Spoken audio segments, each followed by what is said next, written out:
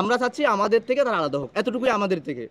এখন ওরা কই যাবে কি করবে সেটা সরকার জানে। যদি এরপরেও তারা কর্ণপাত না করে আমাদের দাবিতে, তাহলে আমরা ভিসির বাসভবনের সামনে আমরণ অনশনের ডাক দেবো ইনশাল্লাহ। রাজপথ থেকে যে চাপটা, সেই চাপটা আমরা ইনশাল্লাহ অব্যাহত রাখবো।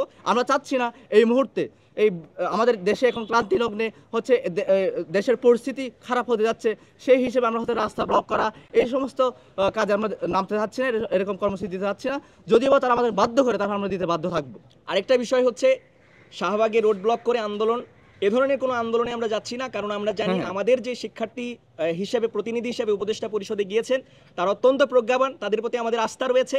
তবে রাজপথ থেকে যে চাপটা, সেই চাপটা আমরা ইনশাআল্লাহ অব্যাহত রাখবো এবং আমাদের কর্মসূচিগুলো আসবে অনুরূপভাবে। যদি তারা সিদ্ধান্ত বাস্তবায়ন না করে 2024-25 শিক্ষাবর্ষে যদি তারা অধিভুক্তি বাতিল না করে, অর্থাৎ 2024-25 শিক্ষাবর্ষে যদি তারা নতুন করে আবার শিক্ষার্থী ভর্তি নেয়, আমাদের বিদ্যমান যে সমস্যাগুলো রয়েছে অর্থাৎ নারী শিক্ষার্থীদের জন্য যে আবাসন সংকট, সেটা তারা যদি সলভ না করে আবার 2,67,000 শিক্ষার্থীর দায়িত্ব নিতে দৌড়ে যায়, তাহলে আমরা আমাদের কর্মসূচিগুলো দিতে থাকবো। এর মধ্যে প্রথম এবং প্রধান কর্মসূচি হবে, প্রথমত বিক্ষোভ হবে, দ্বিতীয়ত আমাদের সকল প্রশাসনিক ভবনগুলোতে আমাদের তালা লাগিয়ে দেওয়া হবে, তৃতীয়ত যদি এরপরেও তারা কর্ণপাত না করে আমাদের দাবিতে, তাহলে আমরা ভিসির বাসভবনের সামনে আমরণ অনশনের ডাক দেবো ইনশাল্লাহ। সলিউশনের পরামর্শ আমাদের সাথে হচ্ছে ভিসি স্যার বসছেন বা হচ্ছে ইনফরমালি এই বিষয়ে কথা বলছেন।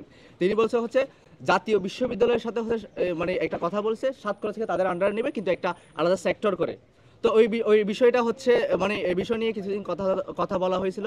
এখন পরবর্তীতে শুনতে পাচ্ছি আসিফ নজরুল স্যার এবং প্রেস সচিবের মাধ্যমে ঢাকা বিশ্ববিদ্যালয়ের অভ্যন্তরে তাদের জন্য আলাদা ভবনের একটা কথা বলা হয়েছে। ওয়ালটনের পণ্য কিনে জিতে নিতে পারেন নগদ 20 লক্ষ টাকা। Double million offer, Walton fridge কিনে পেতে পারেন 20 লক্ষ টাকা, রয়েছে কোটি কোটি টাকার নিশ্চিত উপহার। কলেজের অধিভুক্তি বাতিল মানে আমাদের থেকে তারা হচ্ছে সেপারেট হতে যাচ্ছে, আমরাও চাচ্ছি আলাদা হতে। এখন ওরা আলাদা হয়ে কি করবে সেটা সরকার জানে। আমরা চাচ্ছি আমাদের থেকে তারা আলাদা হোক, এতটুকুই আমাদের থেকে। এখন ওরা কই যাবে কি করবে সেটা সরকার জানে। হ্যাঁ অবশ্যই ওরাও আমাদেরকে সমর্থন করছে, ওরাও চাচ্ছে আমাদের থেকে বের হতে, আমরাও চাচ্ছি ওদেরকে না রাখতে। দুইজনে হচ্ছে এখন সমান পর্যায়ে চলে আসি। 2019 সালে যেটা আমরা করছি সেখানে হচ্ছে আমরাই নিজেরা চাইছি, সরকারও চাই নাই, তারাও চাই নাই। এখন দুইজনে চাচ্ছি, তারা এরকম একটা পরিবেশে এখন আমি মনে করি সরকার হচ্ছে একটা সুন্দর সিদ্ধান্ত নেবে। এবং এখানে একটা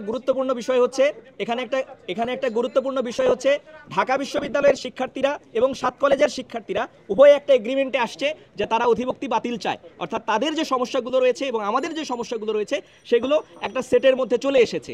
এখন দেখার বিষয় হচ্ছে এই যে ফ্যাসিবাদী যে সিস্টেম, 7 কলেজকে ঢাকা বিশ্ববিদ্যালয়ের উপর চাপানোর যে সিস্টেম, এটা আসলে কারা চাচ্ছে আপনাদেরকে খুঁজে বের করতে হবে। যারা সাংবাদিকরা রয়েছেন তাদের প্রতি আমাদের প্রশ্ন, এটা কারা চাচ্ছে?